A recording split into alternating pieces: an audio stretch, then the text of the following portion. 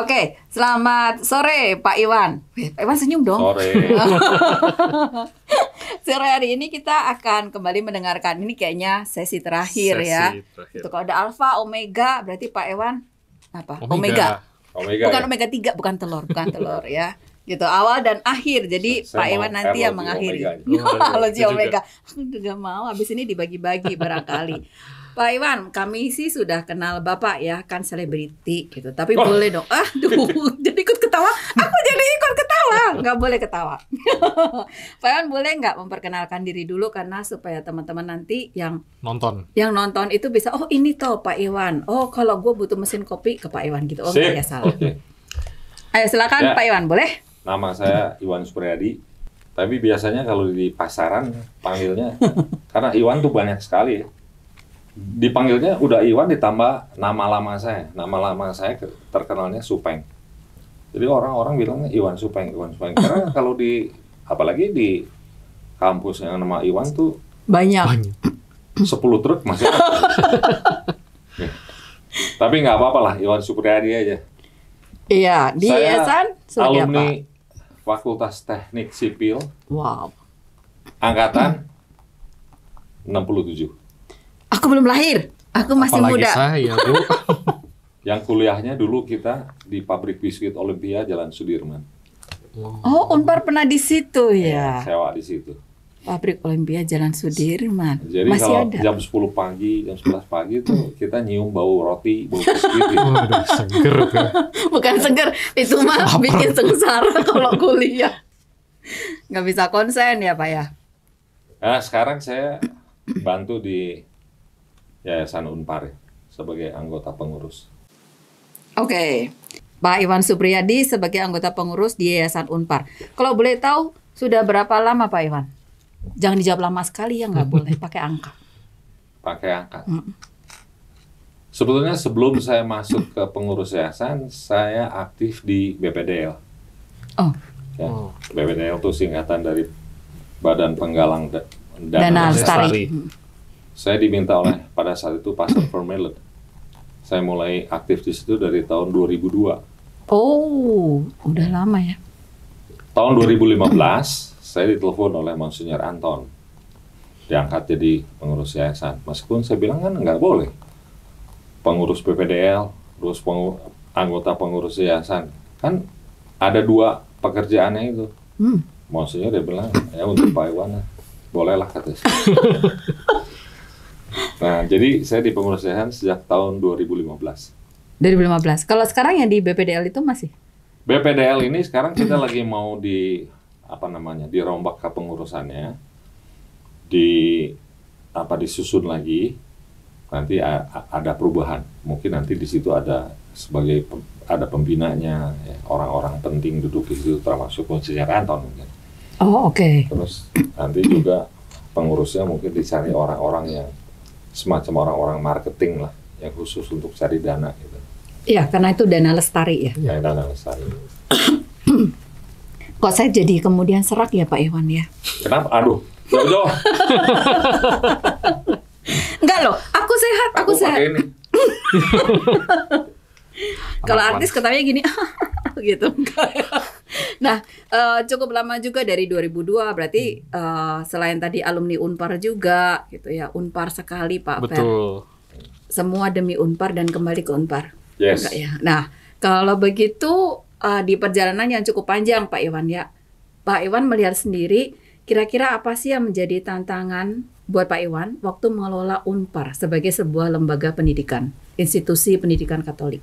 Ya, itu satu pengalaman baru ya untuk saya, meskipun saya di luar Unpar juga aktif di beberapa organisasi lah.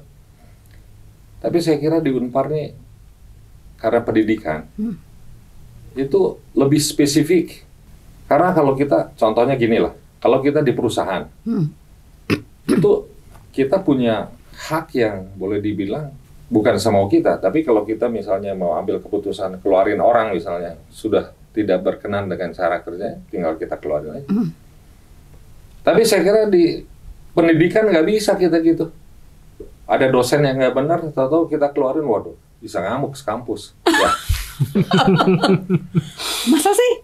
Iyalah. Ada beberapa contoh lah yang apa namanya? Digeruduk ya malah yayasannya ya. Digeruduk ya. Kita masih butuh dosen ini, kok dikeluarin? Ya, kalau kita menilainya udah nggak bagus ya. Iya.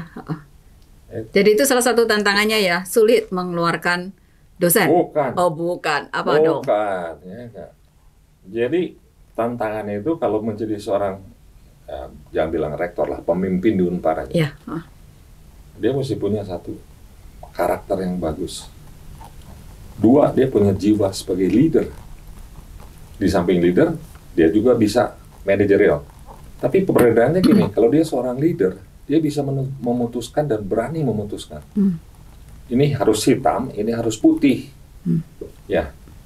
Tapi ada banyak pemimpin yang dia mau istilahnya safety player. Jadi dia nggak pernah ambil A, nggak pernah ambil B, tapi ambilnya di tengah-tengah antara A dan B. Ah, ini repot. Untuk yang di bawah-bawahnya ini repot. Yang mana arahnya mau diputuskan? Seorang leader tuh harus dia berani memutuskan.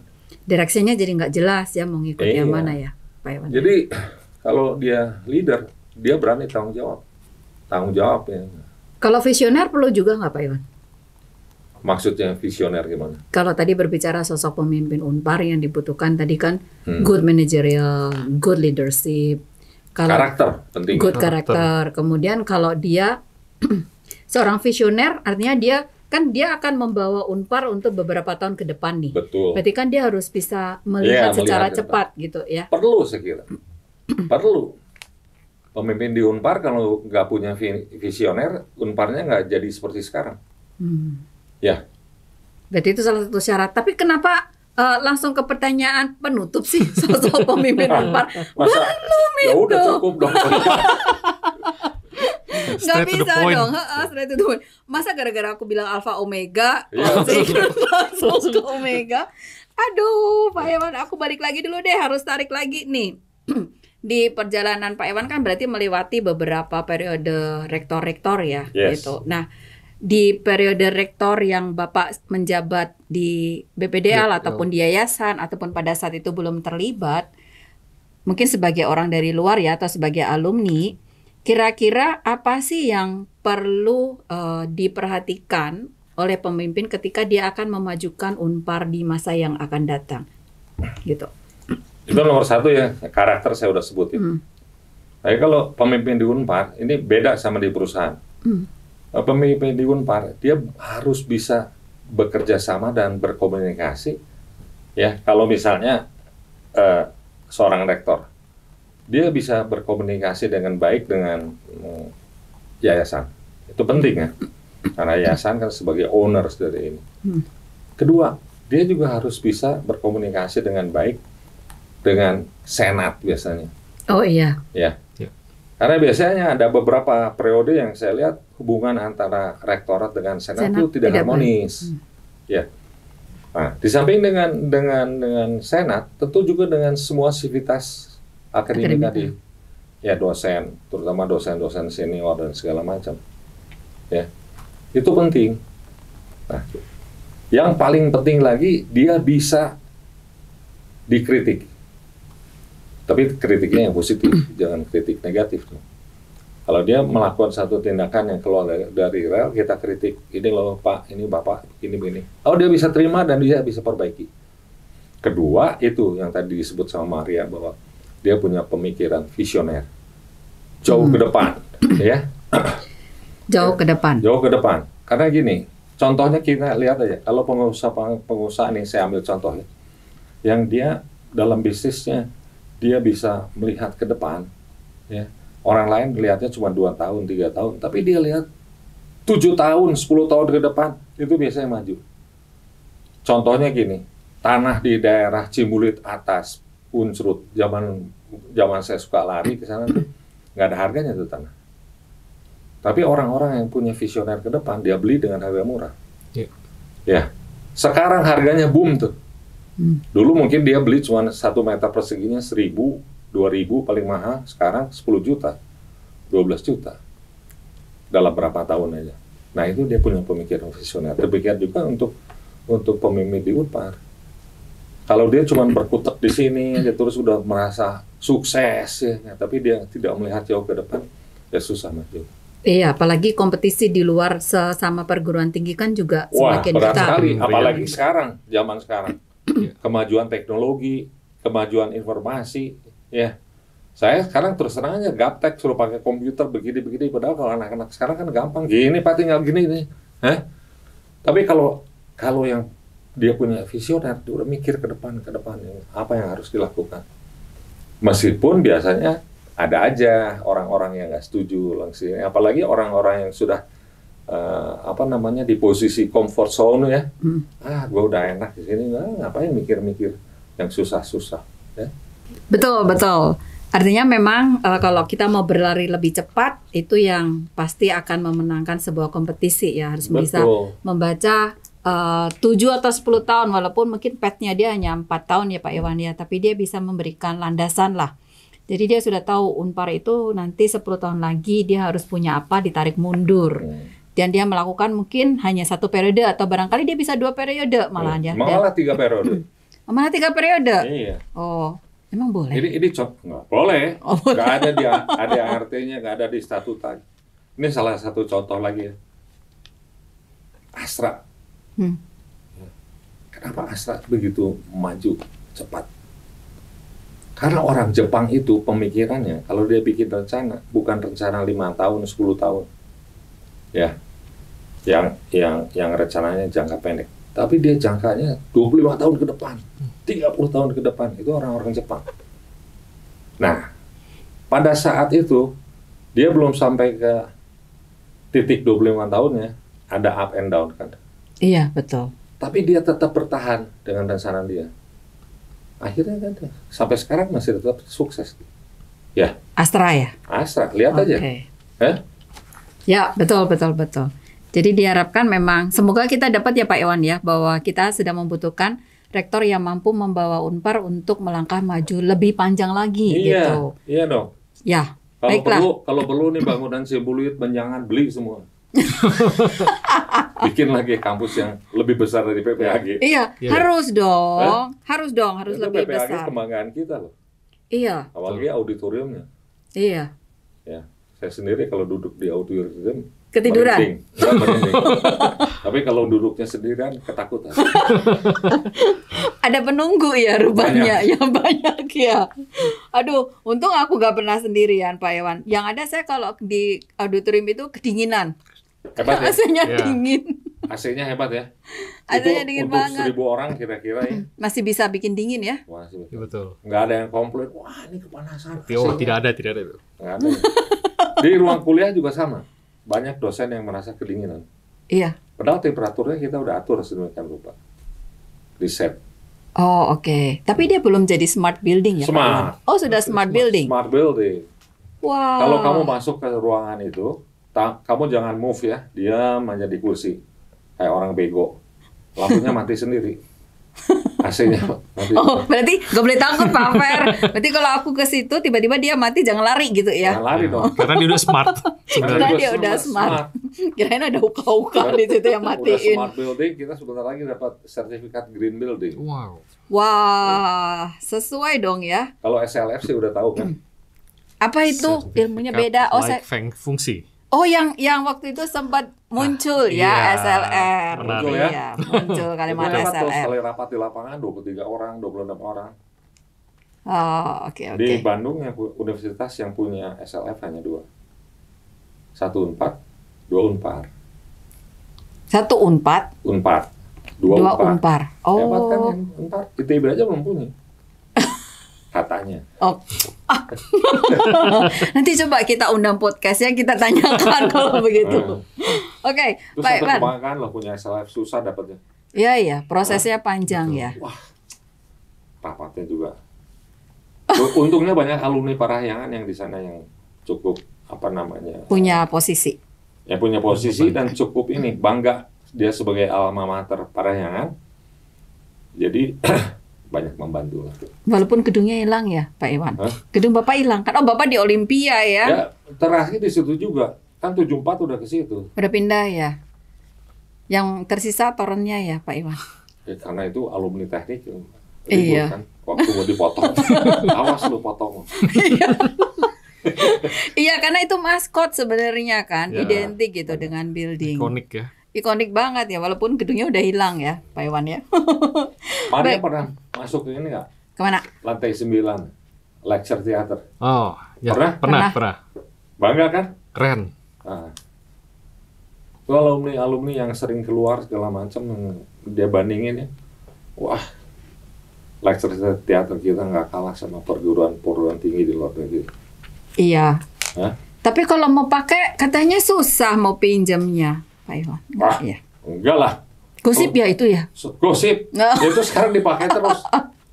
Cuma harus dibuat jadwalnya barangkali Ya, ya. karena banyak yang pakai. Jadi kalau misalnya mau pakai bulan depan, lapor dari sekarang. Ya. Kan kita ada building management, itu diatur. Nah, nanti mereka biasanya pada saat rapat tiap hari Selasa, lapor. Ini kasih izin enggak? Ini enggak. Kalau kira-kira ini enggak benar nih. Ya, pakai lecture theater yang udah keren begitu, nanti yang datangnya pakai blue jean, pakai celana pendek, sandal jepit. Kita larang. Gitulah. Ya. Oh, ada dress code. Dress code-nya Pakai jas kalau bisa. yang pantas loh.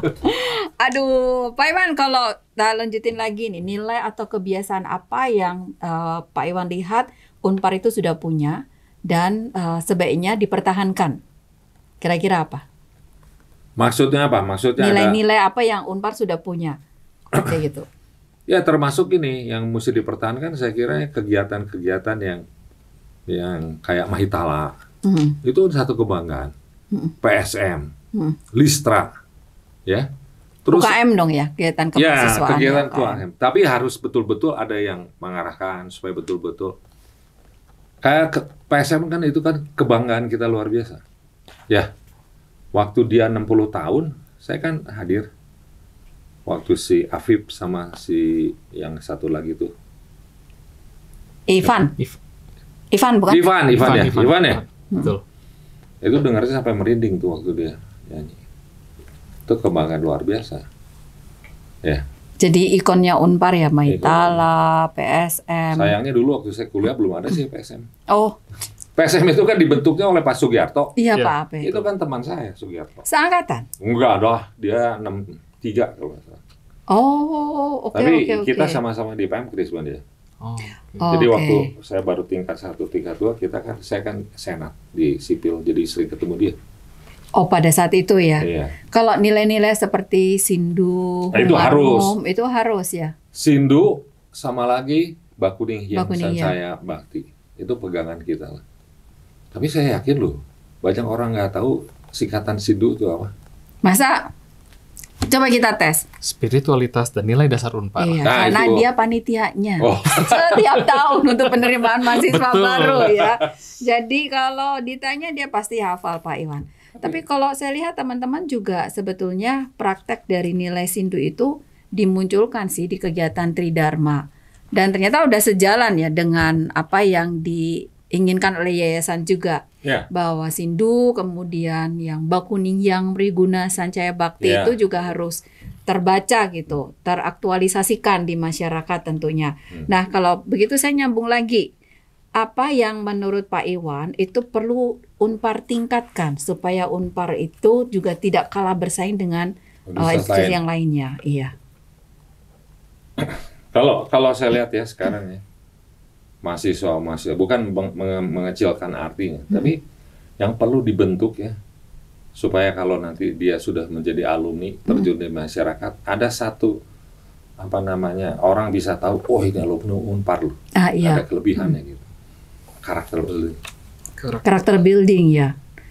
Oke, itu yang harus ditingkatkan ya, karena itu dibutuhkan. Tadi juga waktu ngobrol dengan alumni juga dimunculkan itu Pak Iwan, bahwa sekarang generasi yang sekarang ini susah banget dikasih target sedikit, Pak, udah deh saya resign. Loh kan kamu belum dapat kerja, gimana nanti?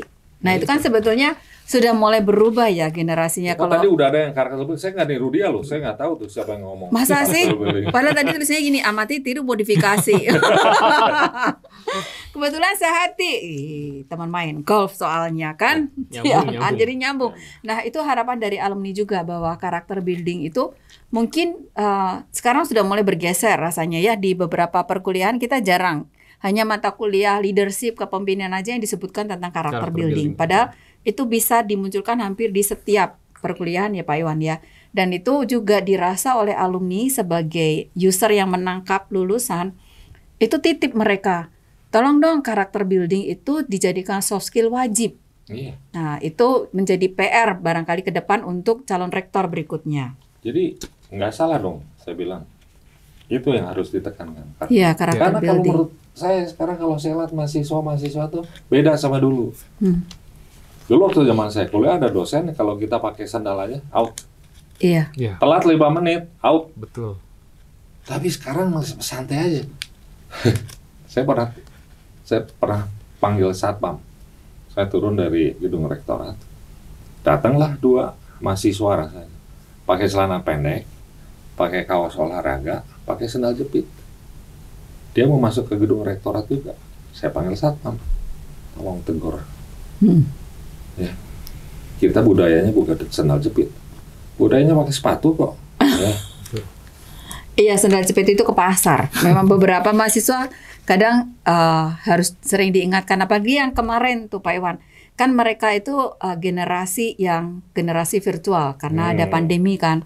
Terlihat waktu mereka mulai kuliah sih, dari cara berpakaian ya, betul. sampai kemudian harus diberikan yang kita nggak pernah bikin SOP cara berpakaian, muncul SOP Tiba-tiba tersebut, bikin tiba-tiba harus cara bikin gitu. berpakaian. Ya. Karena menurut mereka sih nggak apa-apa kok, kami rapi-rapi aja, dan ternyata harus dikasih tahu bolong dari atas sampai bawah celananya. Benar, ya. Celana belum jadi dipakai.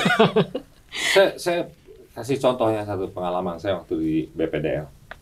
Dulu setiap kali mahasiswa atau mahasiswi yang mengajukan beasiswa, kalau kita ragu-ragu bahwa ini orang tuanya mampu atau dia bohong, gitu, kita panggil di interview. Nah, waktu di interview, dia datang udah terlambat kira-kira 15 menit. Dia datang pakai sandal jepit, udah gitu pakai celana yang buat senam. Oh, legging. Apa tuh namanya? Legging. Legging ya. Saya nggak tahu namanya apa, tapi cuma saya tahu bahwa itu celana senam gitu. Dia datang. Jadi pertanyaan saya ke dia cuma satu. Bukan tanya nama atau dari fakultas apa. Saya tanya dia, oh kamu baru pulang dari pasar ya? Bingung dia kan? Enggak Pak. Jadi dia nggak sadar bahwa saya mengajukan pertanyaan kamu pulang dari pasar karena pakai sandal jepit. Nah ternyata sudah saya interview nggak 1 orang. Waktu itu ada 2 orang lagi kalau interview. Mulai kita catat kan alamat segala macam. Dia pikir kita nggak ada orang untuk survei. Begitu selesai semua, saya bilang tolong ini survei rumahnya. Rumahnya cukup bagus dan segala macam, punya kendaraan segala macam. Ya bukan saya sentimen karena dia pakai sandal jepit ya. Dia Harus tepat sasaran kan? iya, makanya dia saya kira tolak aja. Ya. Itu salah satu contoh. Coba ya kalau kamu mau diinterview masuk ke perusahaan yang itu, ya pakai pakaiannya seenaknya aja, pakai celana yang belum jadi dipakai, ya. Sekarang orang mau interview ya udah. Males. Itu efek loh, efek. Betul. Secara psikologis. Dulu saya kalau mau ngelamar ke perusahaan-perusahaan di Jakarta, saya selalu pakai dasi. Meskipun ada orang yang ngetawain, nah lu interview aja pakai dasi, biarin gua punya dasi kok, dipakai. Ya, respect ke institusi yang mengundang kita. Betul. Itu Ya sangat iyalah. perlu. Ya. Betul. Nah, saya nyambung lagi ya Pak Iwan ya, kalau tadi sudah disebutkan nilai yang harus dipertahankan, kemudian hal yang harus ditingkatkan untuk kemajuan Unpar ke depan, kemudian udah jam up, Pak Iwan tadi bilang sosok seperti itu. Nah, kita melihat balik lagi Unpar yang saat ini Pak Iwan. Kalau dari sisi yayasan itu, apa sih yang masih punya potensi untuk ditingkatkan dari Unpar saat ini? Wah banyak saya kira ya, potensinya yang harus ditingkatkan banyak. Ya enggak? Kira-kira apa Pak Iwan? Saya kira harus berani mengadakan perubahan ya. Jadi gini, kita mesti hire orang-orang misalnya tenaga pendidik ya, yang betul-betul bekerja dengan hati. Yang jangan asal datang kasih kuliah udah gitu nggak mau tahu pulang deh. Tapi kalau orang dengan hati dia bisa melihat kan mahasiswanya ini yang potensial yang mana harus diperhatikan, yang mana kira-kira finansialnya kurang mampu, bagaimana cara membantunya dan segala macam itu. Terus harus berani juga kalau menurut saya ini di luar itu membuka prodi-prodi baru. Jadi kita jangan ketinggalan dengan universitas lain yang buka prodi ini prodi. Memang kita sekarang lagi buka untuk fakultas kedokteran dan fakultas ilmu pendidikan ya. Tapi kan bisa. Cuman saya agak cukup gembira kemarin saya dapat surat dari Pak Mandar bahwa ada prodi yang dari D3 menjadi D4. Ya. Vokasi ya. Itu lumayan kan. Terus sekarang kan sudah ada ini yang apa namanya vokasi insinyur, program profesi insinyur ya, yang di bawah Pak Wimpi kan? Pak Wimpi betul. PPI ya, persatuan itu. Jadi saya kira harus berani buka gitu. Meskipun kadang-kadang batu kerikilnya banyak. Tapi kita harus coba. Ya. Kita gini aja contohnya. Kita mau jadi atlet. Atlet berprestasi, bisa jadi juara. Kita kan harus latihan. Meskipun dengan berat dan segala macam. Ada latihan, ada segala macam ya. Nah, demikian juga dengan universitas. Ada keberanian, ya jangan merasa bahwa kita udah cukup, Parahyangan udah terkenal di mana-mana. Iya, tapi betul. Bisa ketinggalan kita. Ya. Bisa sekali dan memang itu kemudian menjadi beberapa PR ke depan yang memang harus diperhatikan ya Pak Iwan ya. Apalagi sekarang kalau kita bilang kompetisi itu tidak hanya PTN, antar PTS itu juga ditambah dengan perguruan tinggi asing yang mulai masuk. Iya, itu yang kita harus waspadai ya. Iya. Ya. Nah, yayasan menyikapi seperti itu dengan cara biasanya seperti apa Pak Iwan? Apakah mempersiapkan dalam bentuk dokumen tertentu atau apa Pak Iwan? Itu sebetulnya tugas dari rektorat ya. Yayasan hanya menyetujui ya saudara. Ya. Jadi sebenarnya rektorat itu yang mesti aktif. Ya. Dia punya kreativitas yang betul-betul untuk memajukan Parahyangan, apa yang harus dilakukan. Nanti semua proposalnya itu dia lempar di rapat yayasan. Ini loh, saya mau bikin universitas perikanan misalnya meskipun kita nggak ada laut gitu. Tapi kalau yayasan lihat, ini memang sesuatu yang menjanjikan untuk ke depan. Tentu yayasan akan setuju. Yang penting ada agile dan dia berani untuk adaptasi terhadap perubahan ya, karena kan industri juga sudah mulai berubah.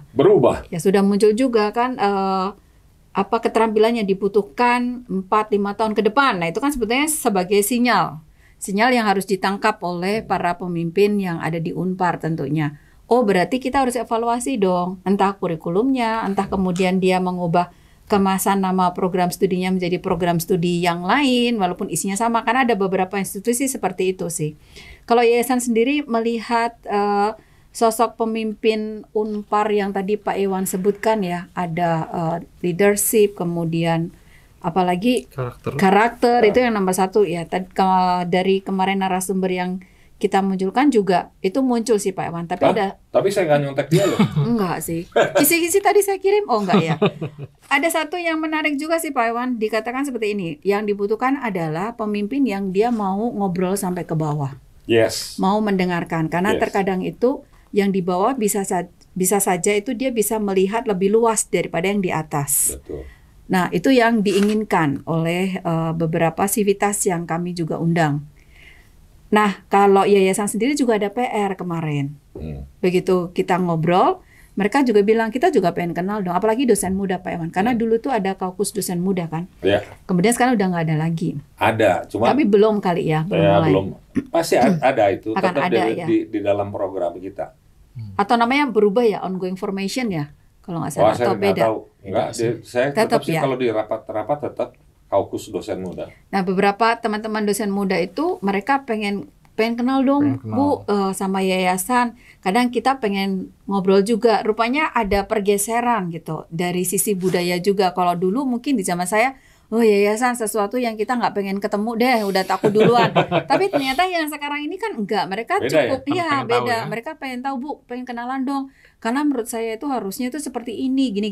Mungkin mereka membaca dari situasi, mereka ngobrol dengan kolega dari institusi lain sehingga mereka mendapat ide gitu, mendapat hidayah ya supaya dia bisa kita harus gini loh Bu.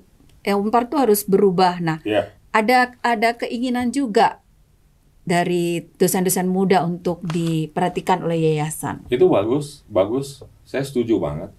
Dulu waktu tahun 2015 atau 2016 waktu saya masuk, kita tuh ditugaskan waktu itu oleh Pak Kus. Jadi anggota pengurus kalau bisa datang ke fakultas-fakultas, ya, bicara dengan dosen-dosen muda, dosen-dosen senior gitu. Saya yakin pada saat itu banyak manfaatnya untuk kita. Dan saya sendiri waktu itu ngalamin, saya pernah datang ke FISIP, bicara dengan dosen-dosen, kebanyakan saya juga di FISIP, banyak dosen-dosen yang kenal. Siapa yang dari FISIP? Nggak ada. Oh, FISIP. Aku, Fakultas Ilmu Gosip. Ulbert. Silalahi, Pak Ulbert. Ulbert ya. Saya kenal dekat sama dia karena sama-sama aktif di gereja. Terus Pak Pius otomatis, Denny, banyak kenal. Iya. Jadi Mas ini udah pensiun kan, Pak ya.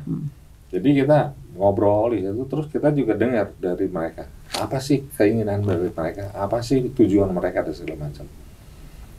Tapi saya juga nggak tahu kenapa jadi putus ya. Maksudnya pada situ ada tugas sebulan sekali atau berapa datang. Jokowi aja belusukan. Datang ke fakultas teknik. Saya belusukan juga di sini. Makanya banyak kenal. Sama Fernando, meskipun halnya baru tadi. Oke, Pak Iwan. Tadi sebetulnya ketika berbicara terkait dengan sosok itu adalah sebuah pertanyaan terakhir ya. Makanya saya selipin dulu. Bapak soalnya udah langsung closing. Nggak boleh dong. Kan waktunya nggak boleh. Ada titipan apa nggak dari mungkin Pak Iwan sebagai pribadi dan Pak Iwan mungkin bisa mewakili yayasan? Kira-kira apa yang bisa diinformasikan ke para calon rektor, Pak Iwan? Karena kan mereka akan membuat sebuah kertas kerja. Tentunya mereka membutuhkan dong.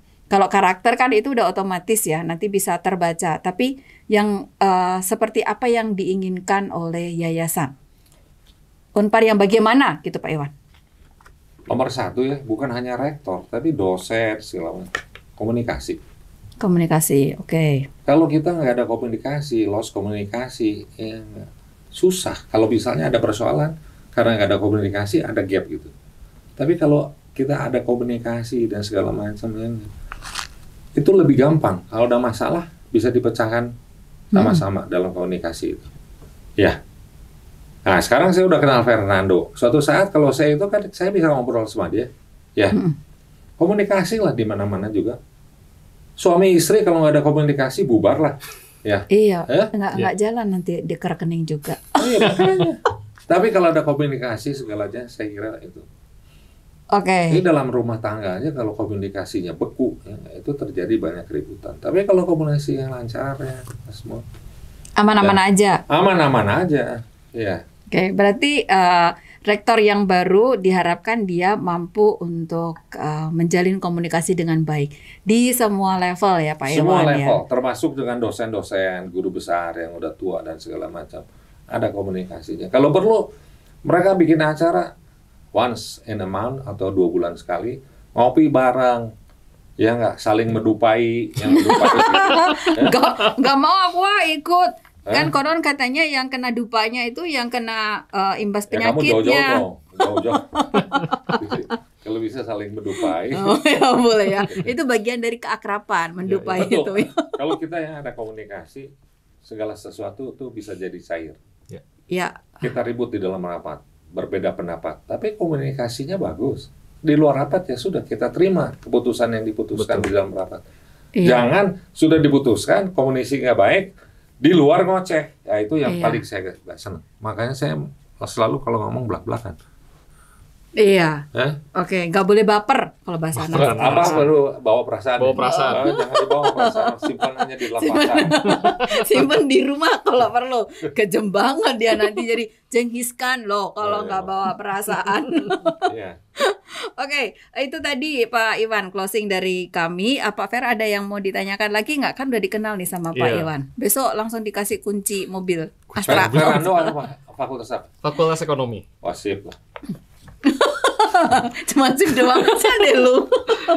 Ya tapi kalau dari sini sih sebenarnya dari harapan dari yayasan sebenarnya juga menjadi harapan dari berbagai macam pihak yang kami wawancarai gitu bahwa ingin memiliki rektor yang memiliki komunikasi yang baik itu rasanya keluar setiap kali kita wawancara. Ada matrikulasi nggak nanti? Tapi saya nggak nyontek. Enggak. Kamu pastikan nggak di kayaknya memang bukan suara kita manipulasi. bersama.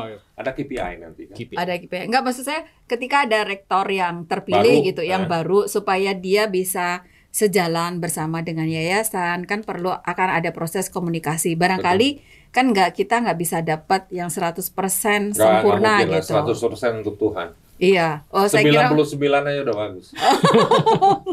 itu kalau dosen statistik udah diterima, Udah valid. valid gitu. Nah, mungkin nggak ada semacam matrikulasi tadi, apa bukan matrikulasi kali ya, Pengenalan tapi mungkin. menyamakan gitu keinginan yayasan, karakter apa yang harus dimiliki, dan calon ini yang sudah menjadi sudah diproyeksikan oleh yayasan bahwa yayasan sudah setuju nih, cuman dia masih kurang skill tertentu. Nah, ada potensi nggak untuk dikasih pelatihan gitu bahasanya atau apa gitu, Pak Iwan? Saya kira kalau pelatihan enggak, kalau Enggak dia ya? terpilih masa dilatih itu enggak lah. Paling biasanya yayasan itu ada semacam kontrak manajemen. Kontrak manajemen, oke. Ya, jadi ada kontrak manajemen. Ini loh yang harus lakukan selama menjabat sebagai rektor. Ya. Nah, itu kalau di dalam kontrak manajemen itu ada beberapa yang tidak dijalankan, biasanya diperingatkan. Ini loh, Pak, belum dijalankan. Tolong diperhatikan, gitu aja. Nah, makanya perlu ya rektor itu yang berjiwa besar. Maksudnya berjiwa besar gini, bukan hatinya besar, bukan dia sakit liver kalau gitu. Tapi Mau mengakui kalau dia ada salah atau apa kalau dia gitu ya. dikritik, dia ada Siap salah, dikritik. dan segala macam ya, dia mau terima, dia terbuka. Ya, meskipun dia seorang guru besar misalnya. Kadang-kadang ada guru besar juga nggak bisa dikritik. Iya. Betul kan? Kok berhenti? Agak sedikit tersendat jalannya. Ada si Komo lewat tadi, nggak bisa jawab. Ya, itu berarti PR untuk guru besar nanti ya, Pak Iwan. Ya, sekarang PR untuk calon rektor dulu gitu. Harus mau dikritik berarti Pak Siap Fer ya. dikritik dan berjiwa besar. Oke, ada lagi Pak Fer Sudah? sebelum kita Mungkin closing. seperti Baik. itu. Pak Iwan, ada yang mau ditambahkan? Saya udah mulai aus ya. Ngomong. Oke, cukuplah. Oke, terima kasih Itu Pak terima Iwan kasih untuk banyak, Pak. sore hari ini. Ini akan menjadi aspirasi dan inspirasi yayasan ke calon rektor. Semoga ada banyak ya Pak Iwan ya. Kalau boleh tahu udah berapa sih? Nggak boleh dong, yayasan nggak boleh kepo.